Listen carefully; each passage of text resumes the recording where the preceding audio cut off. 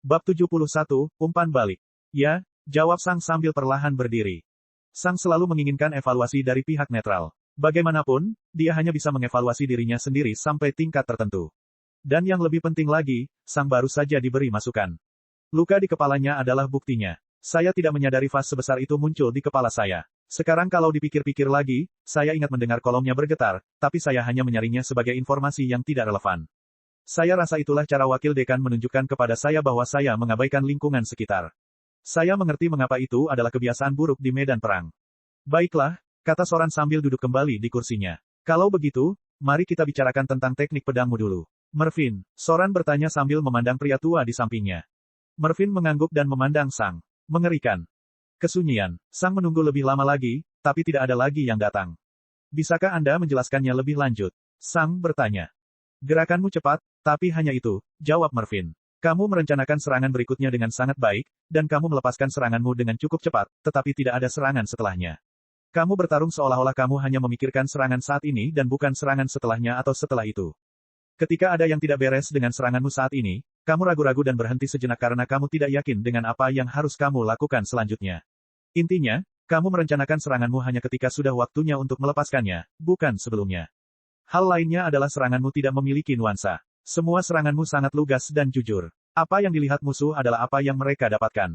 Kamu tidak menggunakan tipuan, dan kamu tidak menggunakan pedangmu untuk memanipulasi persepsi musuh. Petik 2. Terakhir, satu-satunya tujuan Anda dalam menyerang lawan adalah untuk membunuh mereka. Namun, itu adalah tujuan akhir, dan itu tidak selalu dapat dicapai dengan satu serangan. Seringkali, Anda harus mencapai beberapa subtujuan untuk akhirnya mengambil alih musuh Anda kehidupan. Lalu, Mervin berdiri dan berjalan melewati meja. Dua lainnya tersenyum sedikit ketika mereka melihatnya bangun atas kemauannya sendiri. Jelas sekali, anak muda itu telah membangunkan naluri guru Mervin. Mervin mengeluarkan pedangnya dan memegangnya di depannya sambil menatap Sang. Bisakah kamu mengalahkanku dengan satu serangan jika aku memiliki kekuatan fisikmu? Dia bertanya. Sang memandang Mervin. Tidak, jawabnya cepat. Pedang Mervin dengan sempurna mengisolasinya dari segala sesuatu yang ada di depannya. Pada pandangan pertama, dia sepertinya tidak memegang pedangnya dengan cara khusus, tapi Sang merasa pertahanan Mervin tidak bisa ditembus. Mengapa tidak? Mervin bertanya. Karena pedangmu, jawab Sang. Bisakah kamu menyingkirkan pedangku? Mervin bertanya. Sulit, jawab Sang. Jadi, apa yang perlu kamu lakukan? Alis Sang berkerut. Aku harus terus menyerangmu dan menggoyahkan keseimbanganmu sampai aku mendapat kesempatan untuk menyerangmu secara langsung atau membuang senjatamu. Mervin mengangguk. Benar, jawabnya. Saya perhatikan bahwa Anda menyadari hal-hal ini dengan cepat dalam pertarungan, tetapi Anda tidak segera menyadarinya. Anda harus mencoba sesuatu terlebih dahulu sebelum Anda tahu bahwa itu tidak berhasil. Kamu pada dasarnya adalah binatang buas dalam gaya bertarungmu, kata Mervin sambil menaruh pedangnya lagi dan kembali ke kursinya. Kamu bertarung dengan jujur, langsung, dan tanpa rencana, seperti binatang buas. Hal yang baik dari gaya itu adalah banyak musuh yang mungkin kewalahan oleh niat membunuhmu. Lagi pula, seranganmu secara langsung menunjukkan bahwa kamu ada di sana untuk membunuh mereka dan bahwa kamu tidak main-main. Namun, gaya itu hanya berlaku pada prajurit yang tidak berpengalaman. Seseorang yang benar-benar bisa tetap tenang dalam pertempuran akan menjadi kejatuhanmu. Mereka akan menyadari serangan dan sasaranmu yang sangat sederhana, dan mereka akan memimpin pertempuran ke arah yang kalah untukmu. Bayangkan Anda menyerang musuh Anda, dan mereka memblokir. Kemudian, mereka menyerang, dan Anda memblokir. Kemudian, Anda menyerang lagi, dan mereka memblokir. Dan kemudian, mereka menyerang. Tiba-tiba, Anda membelakangi dinding, dan memblokir dari posisimu saat ini sulit. Kamu lebih memilih menghindar. Namun, kamu tidak bisa menghindar karena tembok. Tanpa perencanaan dan tanpa memperhatikan lingkungan sekitar, hal seperti itu bisa terjadi pada Anda, kata Mervin. Musuh mengikuti rencana mereka, dan mereka akan mendorong Anda ke posisi yang tidak menguntungkan. Sebagai seorang pejuang, Anda harus dapat melihat hal-hal ini dan membuat rencana di sekitarnya. Kamu bertarung seperti binatang buas, tetapi kamu adalah manusia. Kamu tidak menggunakan senjata terkuat kami, yaitu pikiran superior kami. Hampir semua hal ini dapat dengan mudah diperbaiki dengan mempelajari beberapa teknik pedang. Lagi pula, teknik ini secara khusus diciptakan untuk menghindari situasi seperti itu. Ada serangan yang sempurna untuk digunakan jika kamu merasa tertekan. Ada serangan yang sempurna, cocok untuk menekan lawanmu. Dengan memahami semua teknik ini, secara tidak sadar kamu sudah membuat rencana melawan lawanmu. Tapi saat ini, teknik pedangmu hanya cocok untuk menyembelih binatang buas, bukan manusia, dan prajurit yang tidak bisa melawan manusia adalah prajurit yang tidak akan hidup lama. Setelah kalimat itu, Mervin terdiam. Sang mendengarkan dengan penuh perhatian rentetan kata-kata Mervin dengan mata membara. Ya, untuk itulah dia ada di sini. Masukan, ajaran. Mervin sepenuhnya benar dalam segala hal yang dikatakannya. Sang belum benar-benar melawan manusia yang kuat, tapi Sang bisa membayangkan dengan baik bagaimana pertarungan seperti itu akan berakhir. Mungkin akan terjadi persis seperti prediksi Mervyn. Manusia menggunakan banyak teknik rumit yang tidak biasa ditangani oleh Sang. Contoh yang bagus adalah ayunan Soran dengan tombaknya. Soran tampaknya menyerang wajah Sang, dan Sang bereaksi. Namun, Soran sebenarnya menyerang tubuh Sang. Kita harus ingat bahwa Soran telah membuat tubuhnya 2 tingkat lebih lemah dari Sang. Ini berarti Sang jauh lebih cepat daripada Soran dalam situasi ini. Bagian yang paling mengesankan adalah serangan ini bahkan tidak terlalu sulit untuk dilakukan. Sang bisa membayangkan serangan seperti itu sebagai teknik dasar pengguna tombak. Itu bukanlah teknik surgawi yang hanya bisa dipahami seseorang setelah menjadi pejuang selama beberapa dekade. Itu adalah penggunaan senjata yang sederhana, dan jika itu adalah pertarungan sungguhan, Sang akan berada dalam bahaya yang mengancam nyawa. Oleh siapa? Oleh seseorang yang 2 tingkat di bawahnya. Mengapa? Karena Sang belum melawan manusia, dan karena dia belum belajar dari manusia. Terima kasih atas ajaranmu, kata Sang dengan hormat sambil sedikit membungkuk hormat. Mervyn hanya mendengus. Jangan katakan itu. Aku hanya tidak bisa melihat seseorang bertarung dengan kejam seperti ini. Kemudian, Soran memandang Sang. Apakah kamu baik-baik saja dengan tanggapan itu? Dia bertanya sambil tersenyum. Sang mengangguk. Ya, beberapa kata ini saja sudah menyoroti banyak kesalahan dan kebiasaan burukku. Soran mengangguk. Bagus kalau kamu punya pola pikir seperti itu. Sejujurnya, jarang sekali melihat seseorang memiliki pola pikir yang begitu dewasa di usiamu. Soran tertawa kecil. Sepertinya kamu sudah berusia 20-an. Sang tidak menjawab. Pokoknya, mari kita bicara tentang mentalitasmu, kata Soran. Babak 72, sakit. Soran berhenti sebentar. Nalurimu sangat bagus untuk orang seusiamu, kata Soran. Sang mengangguk. Dalam pertarungan kita, ketika kamu tiba-tiba menyadari tombakku mengarah ke arahmu, kamu segera menemukan cara kreatif untuk mengurangi kerusakan. Kamu jelas belum melihat serangan itu datang, dan kamu pasti terkejut karenanya. Aku melihatnya di tanganmu, menghadapi. Namun, berdasarkan naluri murni, Anda berhasil menemukan solusi cepat dan baik untuk kesulitan Anda. Pada saat itu, Anda tidak punya waktu untuk memikirkan rencana karena Anda kekurangan waktu, tetapi dengan bertindak berdasarkan naluri Anda, kamu berhasil menemukan solusi dalam momen kecil itu. Naluri bertarung seperti itu tidak bisa diajarkan. Itu hanya bisa dibangun dengan melalui beberapa pertempuran nyata yang mengancam nyawa. Itu adalah naluri seorang pejuang berpengalaman, dan itu adalah hal terpenting bagi pejuang manapun. Namun, mengandalkan naluri adalah hal terakhir yang harus Anda lakukan, jelas Soran. Anda sebaiknya hanya mengandalkan insting Anda ketika perencanaan Anda tidak lagi berhasil, dan Anda hanya dapat mengandalkannya ketika Anda benar-benar tidak punya waktu untuk membuat rencana. Bisa dibilang naluri adalah tindakan terakhir yang menyelamatkan nyawa. Itu pada dasarnya adalah pertahanan terakhirmu. Namun, jika kamu perlu mengandalkan nalurimu, itu berarti kamu sudah berada dalam posisi kalah. Lagi pula, jika kamu berada dalam posisi yang tidak menguntungkan, kamu akan punya waktu untuk merencanakan seranganmu, yang berarti tidak mengandalkan instingmu. Tetapi hal baiknya adalah kamu ahli dalam sesuatu yang kami tidak bisa ajarkan, yang memberimu keunggulan besar dibandingkan siswa lainnya. Soran mengambil kertas di depannya dan meluruskannya menjadi satu tumpukan, menunjukkan bahwa dia tidak lagi berencana untuk menulis lebih banyak lagi. Singkatnya, kamu adalah berlian yang belum dipotong, kata Soran sambil tersenyum. Kamu tidak pandai dalam hal-hal yang dapat kami ajarkan, tetapi kamu sangat baik dalam hal-hal yang tidak dapat kami ajarkan. Jika kami mengajarimu segala sesuatu yang dapat kami ajarkan kepadamu, kamu akan benar-benar ahli dalam segala hal. Itulah evaluasi kami. Sang memandang Soran. Jadi, apakah aku diterima? Dia bertanya. Soran hanya tersenyum. Ada 2 hal lagi yang perlu kami verifikasi, tapi kalau jujur, itu hanya formalitas saja. Sang mengangguk. Hal yang mana? Pertama-tama, saya perlu menguji kualitas tubuh Anda, kata Soran sambil berdiri lagi dan berjalan mengitari meja. Dia mendekati Sang. Teruslah berdiri di sana. Mungkin sedikit tidak nyaman, tapi bersabarlah. Soran meletakkan lengan kirinya di bahu Sang sementara lengan kanannya menekan beberapa titik di tubuh Sang. Sang teringat akan janji temu dokter rutin di bumi. Ketika dia mengeluhkan masalah pada ususnya, para dokter juga menekan perutnya dengan cara yang sama. Sang tidak merasakan apapun saat Soran menekan perutnya. Soran mengangguk sebagai penghargaan. Kemudian, Soran pergi ke sisi perut Sang dan menekan ginjal dan hatinya. Sang tidak menunjukkan reaksi apapun, dan Soran mengangguk lagi. Selanjutnya, Soran memeriksa perut dan paru-paru Sang. Juga tidak ada masalah di sana. Fiera dan Mervyn saling melirik kaget. Ark, Sang tiba-tiba mengerang ketika pandangannya sedikit kabur. Seperti yang kuduga, kata Soran sambil tersenyum setelah menarik tangannya kembali.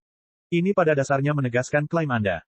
Apa maksudmu? Sang bertanya. Tentang bagaimana kamu berhasil melatih tubuhmu hingga tahap yang kuat di usia yang begitu muda, jawab Soran. Sulit untuk memahaminya, tetapi buktinya ada tepat di depan saya. Semua organmu telah diperkuat hingga puncak tahap prajurit kecuali jantungmu. Dengan metode normal, itu tidak mungkin. Soran memandang Sang dengan alis terangkat dan prihatin. Namun, ini juga menyedihkan. Kamu tampaknya baru berusia sekitar 14 atau 15 tahun, tetapi kamu berhasil melewati begitu banyak rasa sakit. Lalu, Soran mengerutkan kening. Dan yang terburuk adalah kamu melakukannya dengan sukarela. Apa itu hal yang buruk? Sang bertanya dengan ekspresi skeptis. Bukankah itu positif? Lagi pula, ini menunjukkan bahwa aku bisa melewati kesulitan apapun yang ada di hadapanku, dan itu membuktikan betapa aku rela berkorban demi kekuatanku sendiri. Soran menghela nafas. Justru itulah masalahnya, katanya. Persepsi Anda tentang diri sendiri dan lingkungan sekitar Anda salah. Sang hanya memandang Soran dengan skeptis. Anda terbiasa melalui begitu banyak penderitaan untuk menjadi kuat sehingga akan sulit bagi Anda untuk menemukan orang yang berpikiran sama, jelas Soran. Dengar, Sang. Tidak perlu mengalami rasa sakit sebanyak yang kamu alami. Ada cara yang lebih mudah untuk melatih tubuhmu. Cara-cara ini masih bisa sangat menyakitkan tetapi jelas tidak sesakit yang Anda alami. Namun, anak-anak dan orang dewasa lain akan menganggap cara-cara ini sangat menyakitkan sementara Anda tidak. Jika Anda secara terbuka menyatakan bahwa Anda tidak menganggap hal-hal ini menyakitkan, Anda secara tidak langsung menyebut orang lain cengeng, yang akan mengisolasi Anda. Selain itu, sikap dinginmu terhadap dirimu sendiri juga pasti akan tercermin pada lingkungan sekitarmu. Apa maksudmu? Sang bertanya. Soran menghela nafas. Misalnya, kamu belum pernah tersenyum, tertawa, atau tertawa kecil sekalipun sejak aku mengenalmu, kata Soran. Entah kenapa, Sang merasakan isi perutnya sedikit bergetar ketika mendengar itu. Kamu masih remaja, dan kamu baru saja dipuji oleh beberapa pejuang yang sangat kuat di panggung komandan. Kamu juga berhasil menang melawan murid kami. Semua hal ini akan menggerakkan seseorang, terutama seseorang semuda Anda. Namun, kamu selalu hanya memandang kami dengan ekspresi tanpa emosi atau penuh dengan skeptisisme.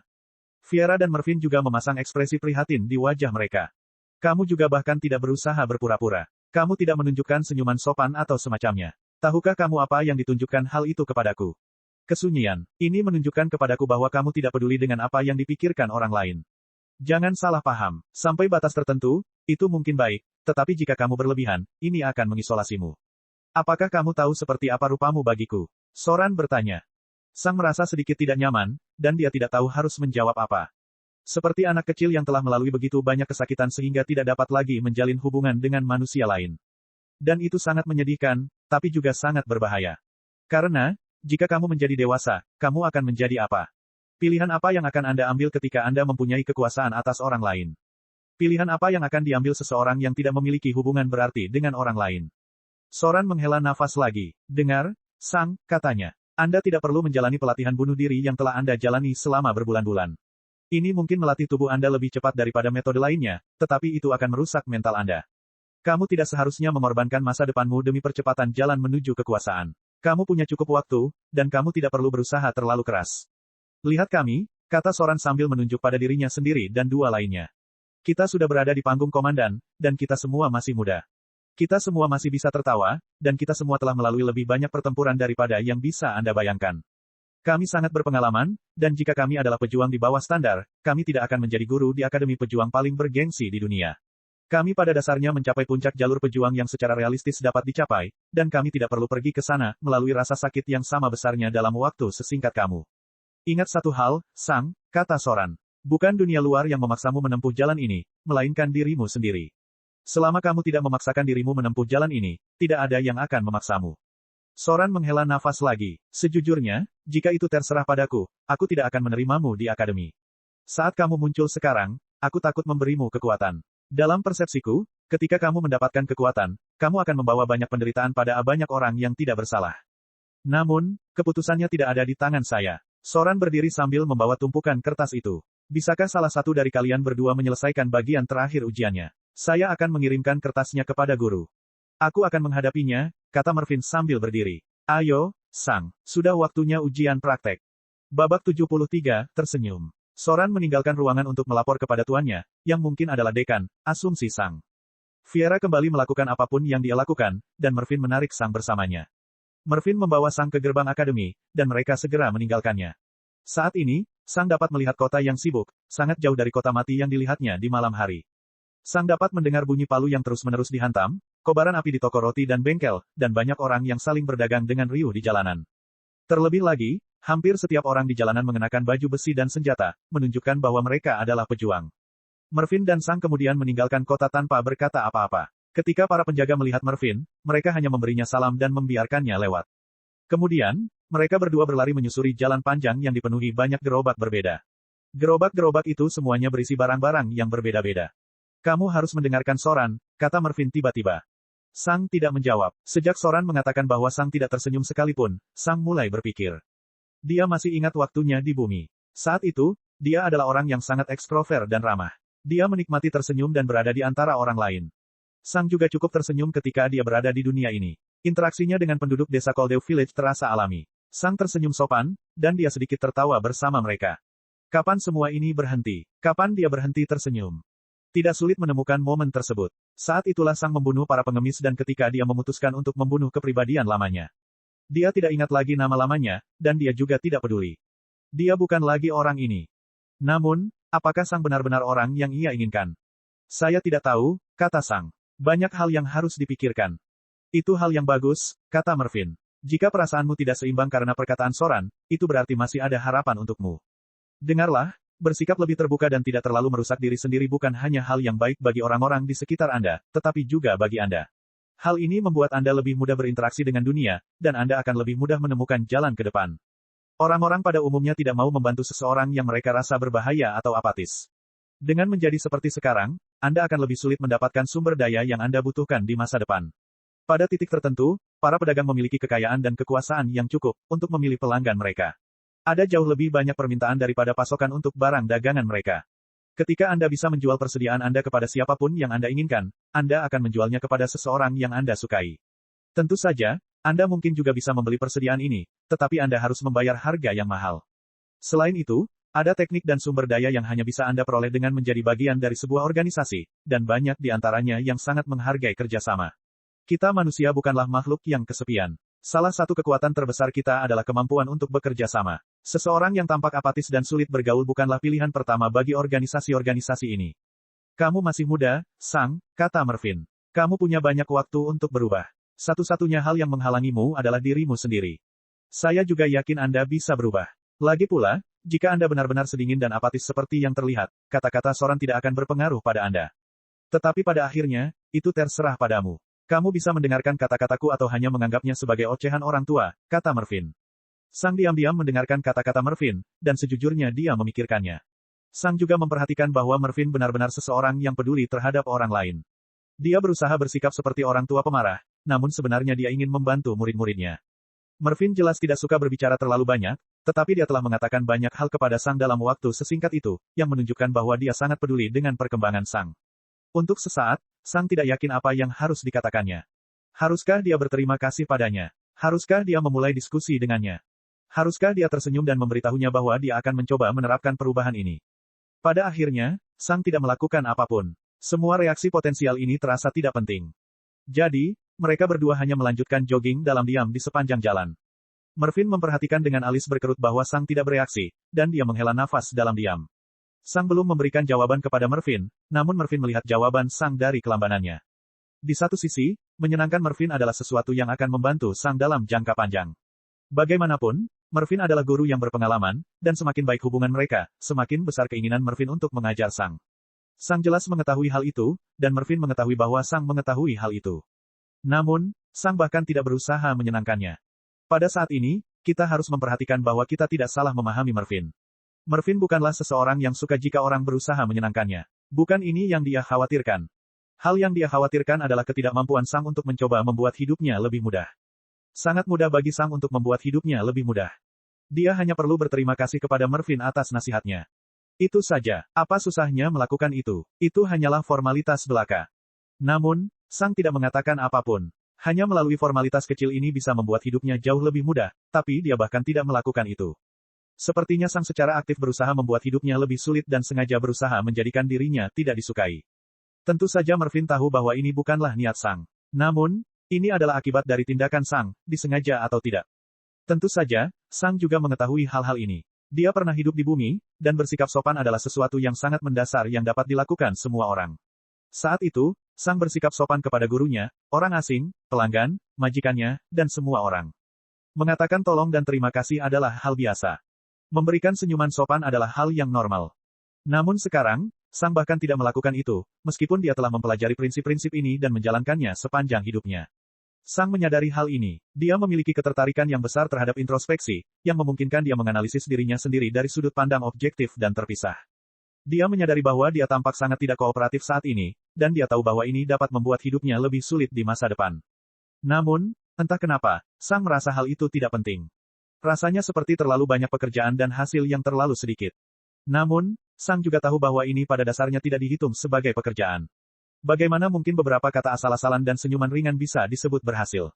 Apa yang salah dengan saya? Sang berpikir dalam ketidakpastian. Ini seharusnya tidak sulit, tapi entah kenapa, ini terasa sangat sulit. Aku tidak ingin tersenyum, dan ini terasa seperti bekerja. Mengapa? Mengapa rasanya seperti banyak pekerjaan? Kami sudah sampai, kata Mervyn sambil berhenti. Sang sibuk dengan pikirannya, dan dia tidak menyadari kemana mereka pergi. Saat ini, Sang berdiri di depan hutan liar. Sang ingat bahwa hutan liar dipenuhi dengan binatang buas di alam pertama, panggung prajurit. Apakah dia seharusnya membunuh binatang buas? Bunuh seekor hama kucing, perintah Mervyn. Ketika kamu telah membunuh seekor hama kucing, kamu akan diterima di akademi. Babak 74, bukan tentang bisa, tapi seharusnya. Ketika Sang mendengar apa yang harus dia lakukan, pikirannya dengan cepat berubah arah. Dia melupakan pemikiran sebelumnya saat naluri lamanya dari alam liar kembali. Tanpa berkata apa-apa, Sang melesat ke arah hutan liar. Mervyn mengawasinya dari jauh dan perlahan mengikutinya dari kejauhan. Begitu Sang mencapai pohon pertama, dia melompat ke salah satu cabang dalam keheningan yang nyaris sempurna. Kemudian, dia melompat dari cabang ke cabang dengan mudah. Sang memandangi tanah hutan sepanjang waktu sambil selalu memeriksa pohon berikutnya yang akan dia lompati. Sang bahkan tidak menyadari bahwa Mervyn pada dasarnya telah mempersulit Sang daripada yang seharusnya. Hama kucing hanya aktif pada malam hari. Saat ini, hari sudah pagi, dan matahari sudah bersinar dari atas. Ini berarti bahwa hama kucing bersembunyi di dalam sarangnya, yang hampir mustahil ditemukan oleh seseorang yang tidak mengetahui kebiasaan hama kucing. Ketika Mervyn melihat metode metodis yang digunakan Sang untuk mencari hama kucing, dia menghela nafas. Dia ingin memberi pelajaran pada Sang. Sang telah bertindak dengan cara yang merusak diri sendiri dengan tidak setidaknya berpura-pura bersikap sopan, dan Mervyn ingin mempersulit Sang sebagai pelajaran. Tindakan dan konsekuensi. Sang ingin membuat hidupnya lebih sulit. Tentu saja, Mervyn akan menurutinya dan membuatnya sedikit lebih sulit. Namun, Mervyn meremehkan Sang. Sang telah tinggal di hutan belantara selama lebih dari setengah tahun, dan dia terpaksa mempelajari kebiasaan binatang di sekitarnya. Lagi pula, jika dia tidak melakukannya, seekor kucing hama mungkin akan melompat ke arahnya dari sarangnya jika dia tidak menyadarinya sebelumnya. Kucing hama mungkin hanya aktif dan berburu di malam hari, namun jika ada mangsa yang memutuskan untuk langsung berjalan melewati rumahnya, ia tidak akan menolak makanannya. Setelah beberapa menit melompat dari pohon ke pohon, Sang melihat beberapa tetes darah kering di tanah. Hama kucing diburu setiap malam karena membutuhkan banyak makanan untuk menghasilkan keturunan. Kucing hama terkenal karena kemampuannya yang luar biasa dalam bereproduksi dengan cepat. Saat kucing hama berburu di malam hari, mereka membawa mangsanya ke liangnya untuk dikonsumsi pada siang hari. Kucing hama memiliki metabolisme yang sangat cepat, dan perut mereka sangat efisien dalam mencerna makanan. Namun, jumlah hama kucing yang bisa dimakan dalam satu waktu masih terbatas, dan mereka sering berburu mangsa yang cukup besar. Karena itu, mereka harus memakan mangsanya selama setengah hari, dengan perut kenyang sekali. Setelah sekitar 1 menit mengikuti jalan setapak, Sang menemukan area dengan bekas goresan ringan dan darah kering di sana-sini. Sang menoleh, dan dia melihat lubang kecil namun lebar di bawah pohon. Lubang itu tampak seperti versi celah kotak surat yang diperbesar, tipis dan lebar. Karena bentuknya, hama kucing dapat membuat dirinya menjadi sangat kecil namun tetap dapat bergerak dengan sangat cepat. Ketika Sang menemukan lubang kecil itu, dia melihat pohon itu dari semua sisi. Benar saja, ada celah lain di sisi lainnya. Sang tidak memanjat pohon di atas 2 celah tersebut karena hama kucing dapat merasakan getarannya. Kemudian, dari pohon yang lain, Sang mempersiapkan diri. Bersinar, Sang melemparkan pedangnya ke arah pintu masuk salah satu celah. Pedangnya menyentuh tanah di depan celah itu dan bergetar. Sang melihat ke celah lainnya dan mempersiapkan diri. Bang! Tiba-tiba, Sang mendengar keributan dari celah lainnya, dan dia menoleh dengan heran. Kucing hama telah melompat keluar dari celah pertama dan menyerang ruang di atas pedang, sesuatu yang tidak diharapkan oleh Sang. Namun, Sang dengan cepat beradaptasi dan menembak ke arah hama kucing dengan mendorong dirinya dari pohon dengan seluruh kekuatannya. Pohon itu berderit karena kekuatan kaki Sang, dan Sang menembak dengan kecepatan luar biasa tepat ke arah hama kucing. Hama kucing masih bingung kenapa tidak ada musuh di depannya, tapi itu sudah terlambat. Bang! Tendangan Sang mengenai tulang punggung kucing hama di dekat dadanya, dengan mudah mematahkannya. Kucing hama itu roboh, dan leher Sang juga patah. Tubuhnya lebih kuat, yang membuatnya lebih mudah untuk membunuhnya dari posisi seperti itu. Tugas telah selesai. Bagus sekali, kata Mervyn sambil diam-diam muncul di samping Sang. Kamu bisa kembali ke akademi. Aku akan segera menyusulmu. Sang memandangi mayat di bawahnya. Bagaimana dengan mayatnya? Dia bertanya. Kau bisa menyimpannya atau menjualnya ke akademi, kata Mervyn. Dengan menyimpannya, kamu bisa menjualnya untuk mendapatkan emas. Dengan menjualnya ke akademi, kamu bisa mendapatkan sejumlah poin kontribusi. Bersinar, sesuatu muncul di tangan Mervyn. Itu adalah selimut hitam besar. Itu adalah karung binatang. Seperti namanya, itu adalah sesuatu untuk mengangkut binatang. Kamu tidak bisa begitu saja menyeret mayat yang berlumuran darah di jalan-jalan kota karena itu akan membuat seluruh kota berbau darah dan isi perut. Itu sebabnya kamu harus melakukannya, bawalah ke dalam bis sak. Harganya tidak mahal, dan dimaksudkan hanya untuk digunakan satu kali saja, jelas Mervyn. Kamu bisa mendapatkan yang itu. Sang mengangguk. Terima kasih, katanya tanpa sadar sambil mengambil bis sak dan menaruhnya di sekitar mayat hama kucing. Sang tidak memikirkan tindakannya, tapi Mervyn menyadarinya. Menarik, pikir Mervyn. Sebelumnya, dia kesulitan mengucapkan terima kasih kepadaku, tapi sekarang, dia melakukannya dengan mudah. Tidak masalah, kata Mervyn. Lanjutkan saja, masih ada yang harus kulakukan. Namun, Sang tidak pergi, dan dia melihat ke liang kucing hama. Apakah kamu akan berurusan dengan keturunannya? Mervyn mengerutkan keningnya. Itu bukan sesuatu yang perlu kamu khawatirkan. Kamu telah melakukan tugasmu, dan itu saja. Sang memandang Mervyn dengan ekspresi netral. Apakah menurutmu aku tidak sanggup menghadapi gambaran beberapa bayi dibunuh? Kerutan di kening Mervyn semakin dalam. Ini bukan soal bisa menghadapinya atau tidak, ujarnya. Ini tentang apakah kamu harus melakukannya atau tidak. Bahkan jika kamu bisa menghadapinya, kamu tidak harus melakukannya. Kamu adalah murid baru, dan kamu bahkan belum dewasa. Membunuh musuh yang berbahaya berbeda dengan membunuh sesuatu yang berbahaya, tidak ada bahaya dan tidak mengancammu. Saat Sang mendengar kata-kata Mervyn, dia teringat pada malam dia membunuh beberapa pengemis. Sang jarang memikirkan malam itu karena memikirkannya selalu membuatnya tidak nyaman. Mervyn memperhatikan bahwa mata Sang menjadi linglung sesaat ketika dia mengatakan itu, dan Mervyn segera menyadari apa maksudnya. Dia sudah pernah melakukan hal seperti itu sebelumnya, pikir Mervyn tanpa mengubah ekspresinya. Itu menjelaskan banyak hal. Pergilah, perintah Mervyn. Sang melirik sekali lagi ke liang itu.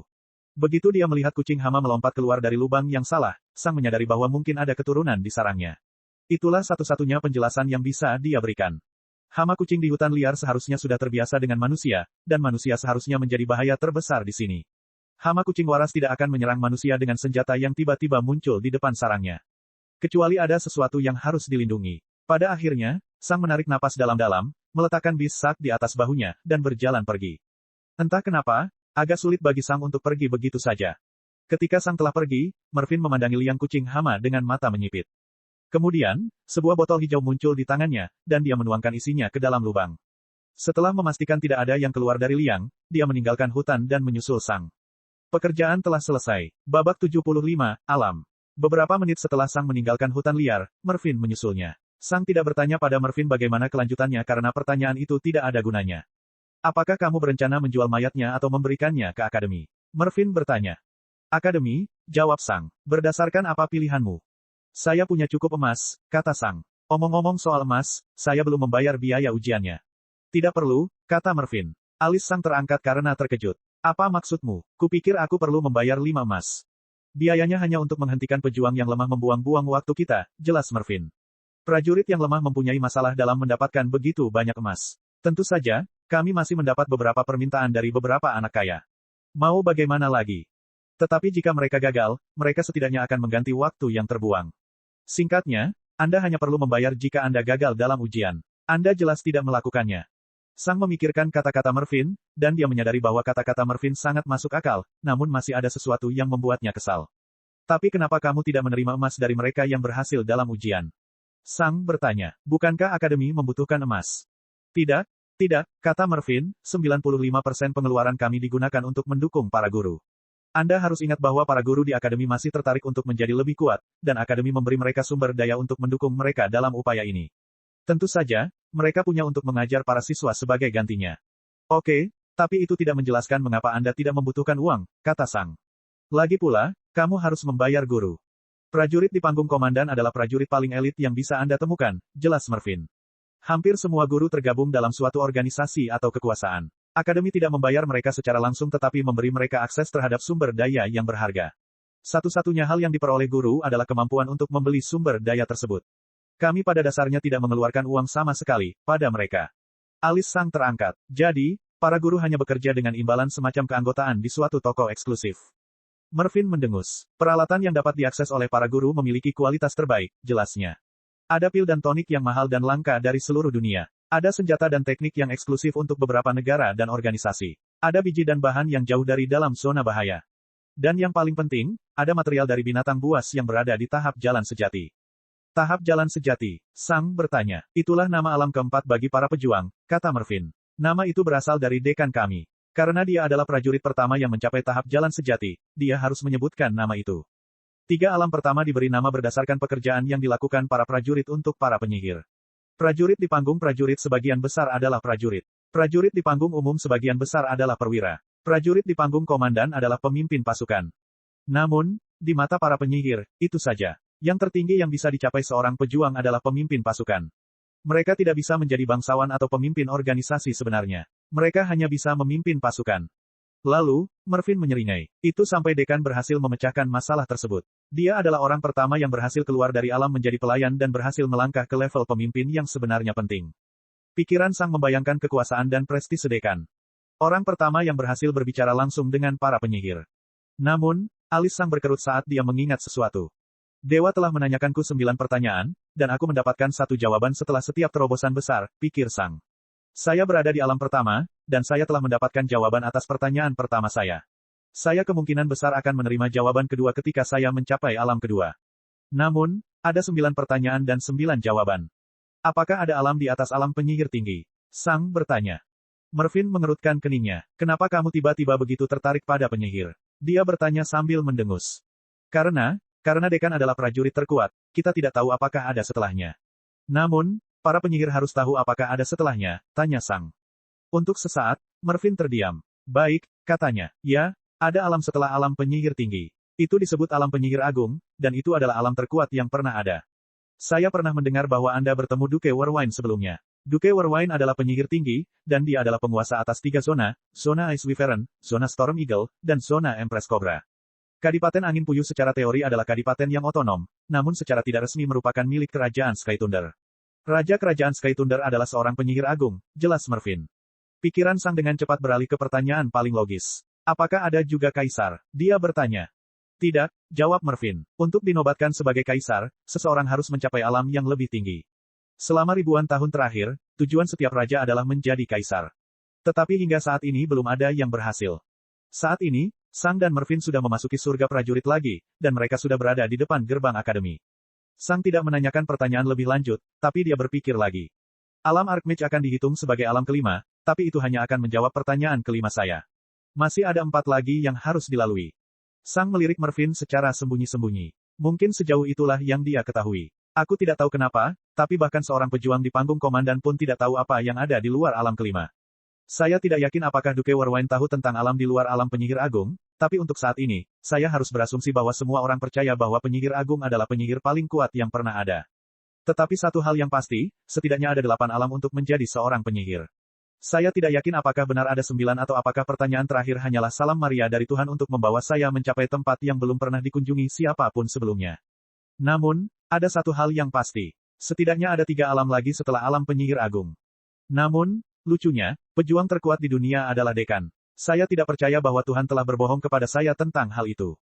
Orang-orang di negara ini percaya bahwa dekan telah berhasil keluar dari pangkat pelayan dan menatap mata para penyihir, tetapi mereka tidak menyadari kekuatan sebenarnya dari para penyihir. Dekan berada di alam keempat. Penyihir terkuat, setidaknya, berada di alam ke-8. Penyihir paling kuat mungkin memandang dekan sebagai anak yang luar biasa. Dia sangat mengesankan untuk ukuran seorang anak kecil, tapi dia memang seperti itu, seorang anak kecil. Ketika Sang dan Mervyn melangkah melewati gerbang akademi, mereka melihat Soran menunggu mereka. Soran melihat bis Sak di bahu Sang dan mengangguk. Kesampingkan itu untuk saat ini, kata Soran, menunjuk ke bis Sak. Ada hal yang lebih penting untuk dilakukan. Dekan ingin bertemu denganmu. Cek cek cek cek cek cek cek cek. Rakan-rakan kultivator sekalian, sebelum retret, sila terus berkultivasi untuk jurus subscribe, like, share dan komentar agar sekte ini terus berkembang pesat.